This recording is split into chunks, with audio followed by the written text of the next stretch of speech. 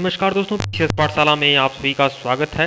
Uttar Pradesh GIC PGT general study का यह तीसरा मॉक टेस्ट है और आप लोग जानते हैं कि जीआईसी में जो पीजीटी की भर्ती आई हुई है उसमें जनरल स्टडी का पेपर आपको अनिवार्य रूप से करना है। कुल 40 प्रश्न आपके जनरल स्टडी के होंगे और 80 प्रश्न आपके अपने सब्जेक्ट से होंगे। इसलिए पीसीएस पाठशाला आप लोग को लगातार मॉक टेस्ट प्रोवाइड करा रहा है और यह जो भी मॉक टेस्ट है यह यूपी पीसीएस, लोअर पीसीएस या फिर अन्य राज्य के पीसीएस की परीक्षा के लिए भी है। और साथ ही साथ हम जीआईसी पीजीटी का जो जनरल स्टडी का पेपर है जो उत्तर प्रदेश लोक सेवा आयोग करा रहा है उसको ध्यान में रखकर यह जो पेपर दिया जा रहा है, मॉक टेस्ट दिया जा रहा है, यह जीआईसी पीजीटी के जनरल स्टडी के पेपर के लिए दिया जा रहा है। अब कुल 40 प्रश्न है दोस्तों और यह तीसरा मॉक टेस्ट है। तो इसके पहले का वीडियो नहीं देखे हैं तो प्लेलिस्ट में जाइएगा, जीआईसी पीजीटी जनरल स्टडी के नाम से प्लेलिस्ट बनी हुई है।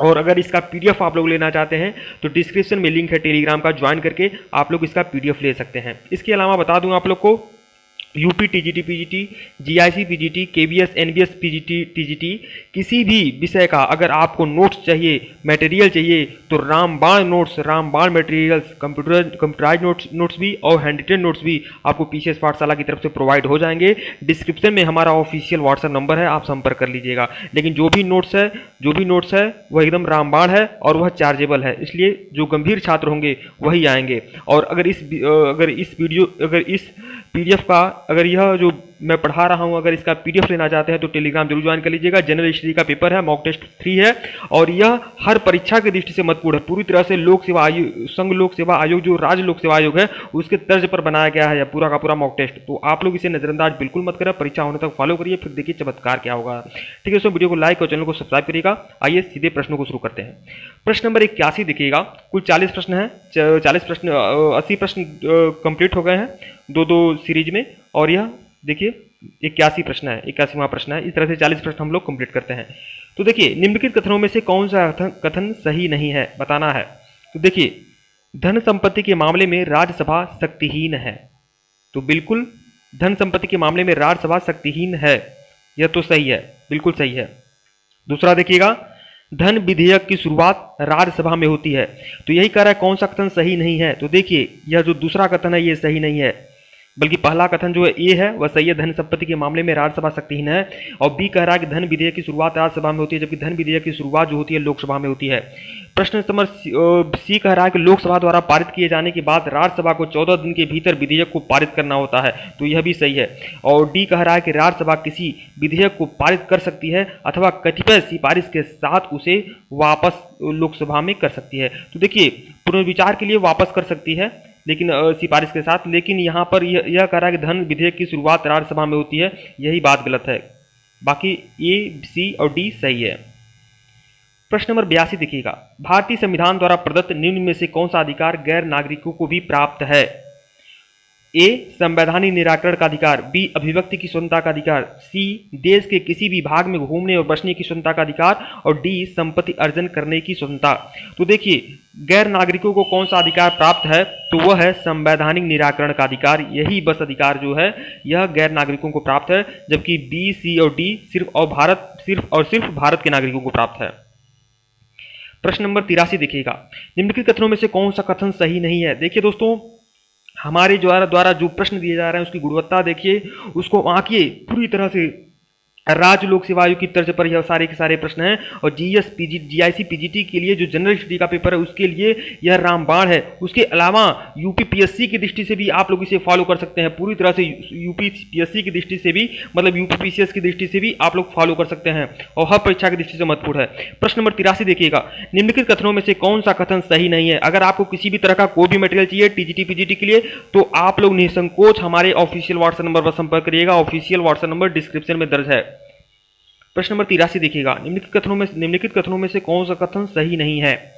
तो देखिए कौन सा कथन सही नहीं है। तो सर्वोच्च न्यायालय का गठन 1950 में हुआ था, यह तो सही है, बिल्कुल सही है।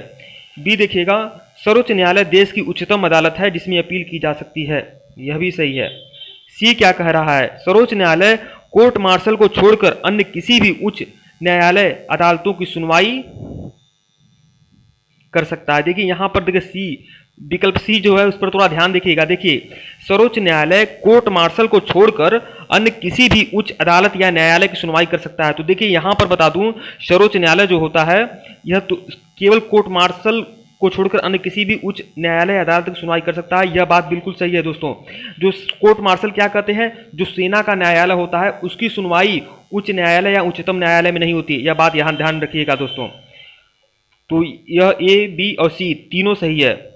डी देखिएगा, सर्वोच्च न्यायालय कोर्ट मार्शल के साथ अन्य किसी भी उच्च न्यायालय या अदालत की सुनवाई कर सकता है। यह बात गलत है।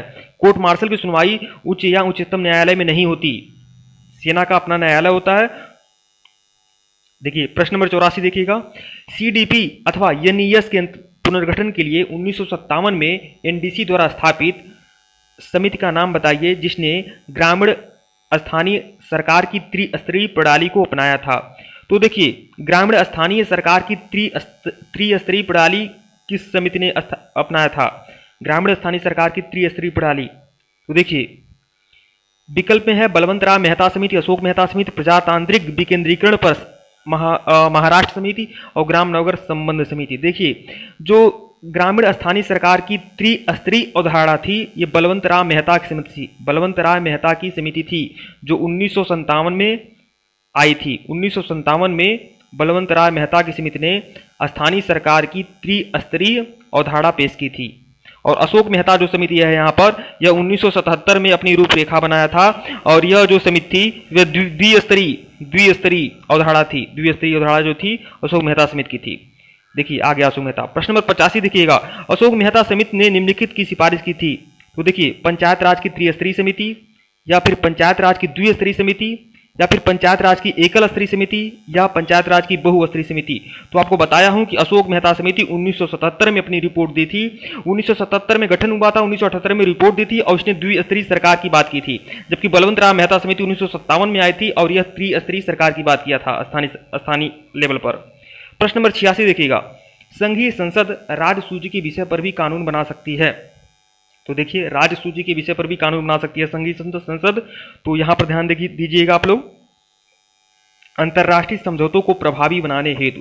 तो संघीय संसद जो है अंतर्राष्ट्रीय समझौते को प्रभावी बनाने हेतु राज्य सूची के विषय पर कानून बना सकती है। और ऐसा किस अधिनियम के अनुसार कर सकती है? अनुच्छेद 253 के तहत अंतर्राष्ट्रीय समझौते को प्रभावी बनाने हेतु संसद राज्य सूची के विषय पर कानून बना सकती है। अनुच्छेद 253 याद रखिएगा, 253 के अनुसार संसद अंतर्राष्ट्रीय समझौते को प्रभावी बनाने हेतु राज्य सूची के विषय पर कानून बना सकती है।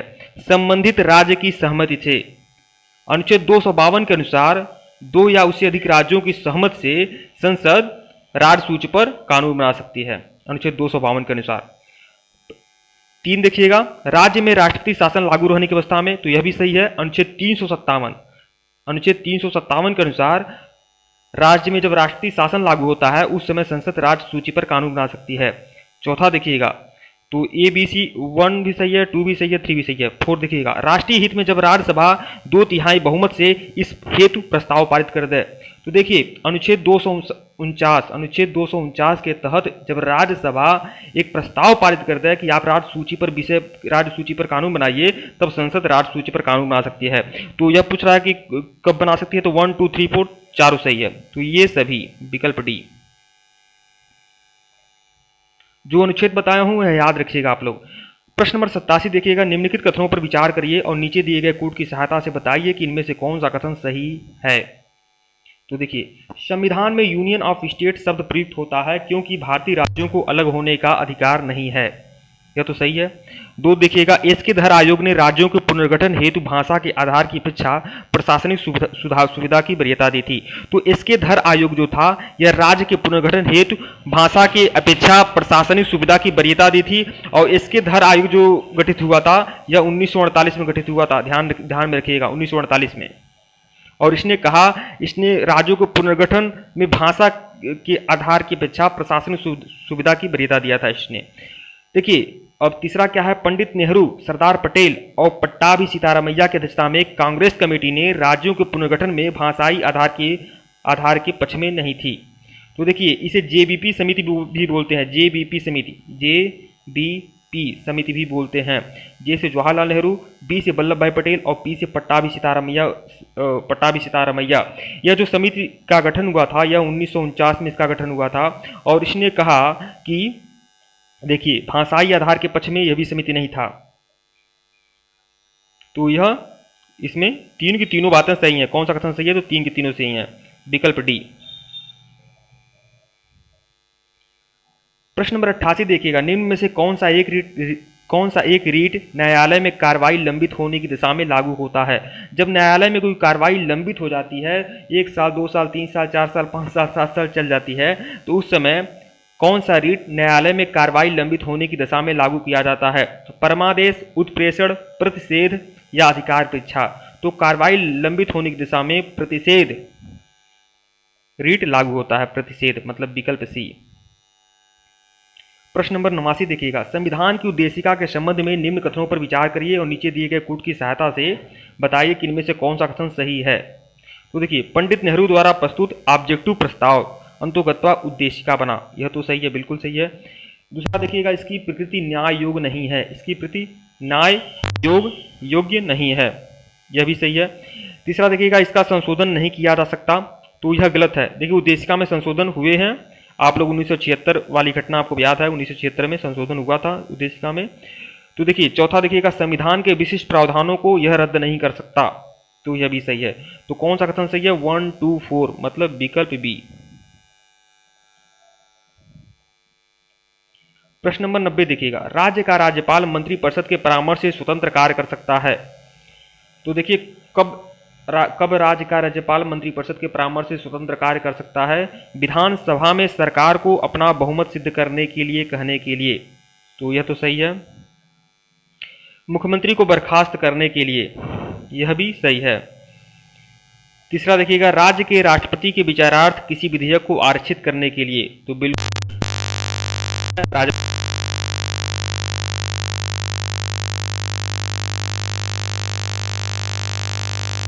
पारित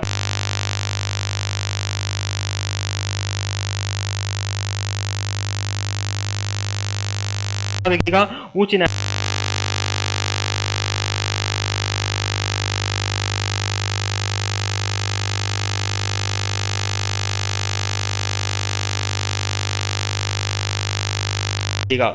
निम्न कथनों पर विचार करिए। संसदीय शासन भारत के लिए उपयुक्त नहीं है, और कारण क्या है? भारत में संसदीय प्रभुसत्ता नहीं है, क्योंकि संसदीय शासन भारत के लिए उपयुक्त नहीं है, यह तो गलत है, यह तो गलत है, यह ऐसी बात नहीं है। और कारण है भारत में संसदीय संप्रभुता नहीं है, तो यह जो है यह सही है। संसदीय संप्रभुता तो नहीं है, संसदीय यहाँ पर संघात्मक चलता है, तो संसदीय संप्रभुता नहीं है भारत में, यह कारण जो है गलत है। कारण जो है हाँ कारण जो है सही है, लेकिन कथन जो है गलत है।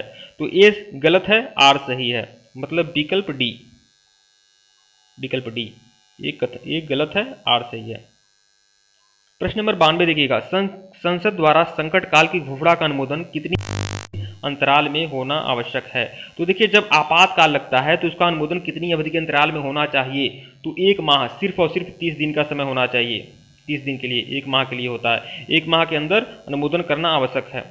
प्रश्न नंबर 93 देखिएगा, सूचना का अधिकार अधिनियम 2005 में के बारे में निम्नलिखित कथनों पर विचार करिए और उसे चुनिए जो प्रावधानित नहीं है। मतलब सूचना का अधिकार के अधिनियम के तहत जो 2005 में सूचना का अधिकार अधिनियम आया था 2005 में, तो उसमें कौन सा प्रावधान नहीं था, ये कह रहा है। तो देखिए ऑप्शन ए है, यह जम्मू कश्मीर राज्य में लागू नहीं है, तो उस समय जम्मू कश्मीर राज्य में लागू नहीं था, तो यह भी सही है।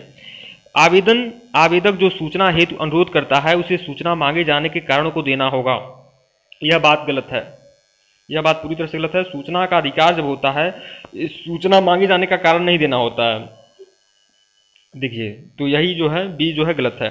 सी देखिएगा, मुख्य सूचना आयुक्त का हटाया जाना, यह सही है।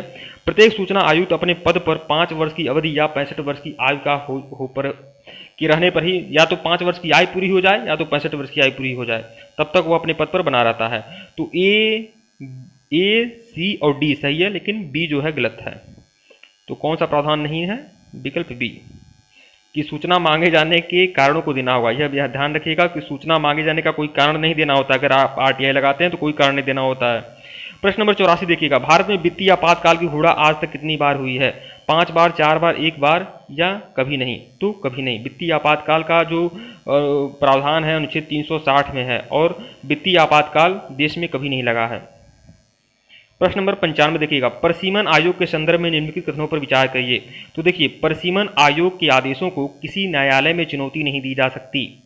यह बात सच है दोस्तों, परिसीमन आयोग के आदेशों को किसी भी न्यायालय में चुनौती नहीं दी जा सकती, यह सही है। बी देखिएगा, परिसीमन आयोग के आदेश जब लोकसभा और राज्य विधानसभा के सम्मुख रखे जाते हैं तब उन आदेशों में कोई संशोधन नहीं किया जा सकता। तो देखिए, परिसीमन आयोग के आदेश को किसी न्यायालय में चुनौती नहीं दी जा सकती, यह भी सही है। और परिसीमन आयोग के आदेश को लोकसभा और राज्य विधानसभा के सम्मुख रखा तो जा सकता है, लेकिन उस आदेश में कोई संशोधन नहीं किया जा सकता है। मतलब लोकतंत्र को बरकरार रखने के लिए लोकसभा और विधानसभा में के सम्मुख परिसीमन आयोग की रिपोर्ट को रखा जा सकता है, लेकिन संशोधन नहीं होता है। तो यह भी सही है। तो 1 और 2 दोनों सही है। मतलब कौन सा कथन सही है? 1 और 2 दोनों, विकल्प सी। प्रश्न नंबर 96 देखिएगा, भारतीय कृषि में निम्न उत्पादकता का कारण क्या है? आवश्यकता से अधिक लोगों का कृषि कार्य में लगा रहना, जोत का छोटा आकार, उत्पादन की पिछड़ी तकनीक या ये सभी? तो ये सभी कारण हैं भारत में कृषि की दशा निम्न उत्पादकता के कारण। प्रश्न नंबर 97 देखिएगा, भारत में नियोजित अर्थव्यवस्था आधारित है गांधीवादी व्यवस्था पर, समाजवादी व्यवस्था पर, पूंजीवादी व्यवस्था पर या मिश्रित अर्थव्यवस्था पर? तो भारत की जो अर्थव्यवस्था है वो मिश्रित अर्थव्यवस्था है, विकल्प डी। प्रश्न नंबर 98 देखिएगा, पीत क्रांति संबंधित है उत्पादन से, खाद्यान्न के उत्पादन से, मत्स्य के उत्पादन से, तिलहन के उत्पादन से या दूध के? तो देखिए, पीत क्रांति जो है वो तिलहन के उत्पादन से संबंधित है, जबकि नीली क्रांति जो होती है मत्स्य उत्पादन से संबंधित होती है, ध्यान में रखिएगा। प्रश्न नंबर 99 देखिएगा, वह कौन सा बैंक है जिसने कृषकों के पास आसानी से पहुंचने के लिए किसान क्लब बनाए हैं? क्षेत्रीय ग्रामीण bank, Punjab national bank, Allahabad bank या भारतीय स्टेट बैंक? तो देखिए, कृषकों के पास आसानी से पहुंचने के लिए किसान क्लब किस बैंक ने बनाया है? तो क्षेत्रीय ग्रामीण बैंक ने, विकल्प ए। प्रश्न नंबर 100 देखिएगा, निम्नलिखित में से कौन सा मानदंड भारत में किसी अधिवास को नगरीय केंद्र परिभाषित करने के लिए स्वीकार नहीं किया गया है? तो देखिए, मतलब कि कोई जगह वह नगर है या नहीं, इसके लिए कौन सा मापन किया जाता है, यह देखिए। तो देखिए, किसी जगह को नगर होने के लिए कि देखिए किसी भी जगह को नगर होने के लिए क्या क्या आवश्यक है? उस जगह की जो आबादी है वो 5000 होनी चाहिए, 5000 जनसंख्या वास करना चाहिए उस जगह पर। अभी रुकिए, और 75% लोग गैर कृषि कार्यों में संलग्न होना चाहिए। 75% उस जनसंख्या का 75% ऐसा होना चाहिए जो कृषि नहीं करता हो, कृषि की जगह कुछ और धंधा पानी करता हो। और उसके अलावा 400 व्यक्ति प्रति वर्ग किलोमीटर जनसंख्या घनत्व होना चाहिए। 400 व्यक्ति, 400 से नीचे नहीं रहना चाहिए, 400 से ऊपर ही रहना चाहिए, तब जाकर वह जगह नगर कहलाएगा। प्रश्न नंबर 100 तो वही बात है कि यहाँ पर जनसंख्या घनत्व रहना चाहिए नगर होने के लिए, फिर जनसंख्या का आकार भी है, फिर व्यावसायिक संरचना भी है। यहाँ भौतिक विस्तार जो है ये नहीं है, तो विकल्प ए जो होगा वह सही होगा। और तीनों बातें याद रखिएगा, बहुत ही इंपॉर्टेंट है, तीनों बातें याद रखिएगा आप लोग। प्रश्न नंबर 101 देखिएगा, भारत के वाणिज्यिक बैंकों को की ग्राहक सेवा सुधार हेतु बनी कमेटी। देखिए दोस्तों, अब अगले वीडियो में मैं इसका 20 हमारे ख्याल से 20 प्रश्न बहुत ज़्यादा हो जा रहे हैं, तो पार्ट में अगर आप लोग देखेंगे तो अच्छा रहेगा। तो जो 40 प्रश्न आते हैं जीएस के, या 20-20 प्रश्न करके, वैसे तो मैं 2 वीडियो में आप लोग को दे चुका हूं 40-40 प्रश्न के, लेकिन अब मैं सोच रहा हूं कि 20-20 प्रश्न करके ही मैं आप लोग के सामने लाऊं। ठीक है दोस्तों, वीडियो को लाइक और चैनल को सब्सक्राइब करेगा, और डिस्क्रिप्शन में लिंक है टेलीग्राम का, टेलीग्राम को ज्वाइन कर लेंगे तो यह पीडीएफ आप लोग को टेलीग्राम पे मिल जाएगा, बिल्कुल ज्वाइन कर लीजिएगा। धन्यवाद आप लोग को। और अगर पूरा मटेरियल चाहिए टीजीटी पीजीटी का, किसी भी सब्जेक्ट का कोई भी मटेरियल चाहिए तो टेलीग्राम, तो आप लोग डिस्क्रिप्शन में हमारा ऑफिशियल व्हाट्सएप नंबर है, संपर्क कर लीजिएगा। और जो भी मटेरियल है वो चार्जेबल है और बहुत ही बेहतरीन होगा आप सभी लोग के लिए। धन्यवाद आप लोग को।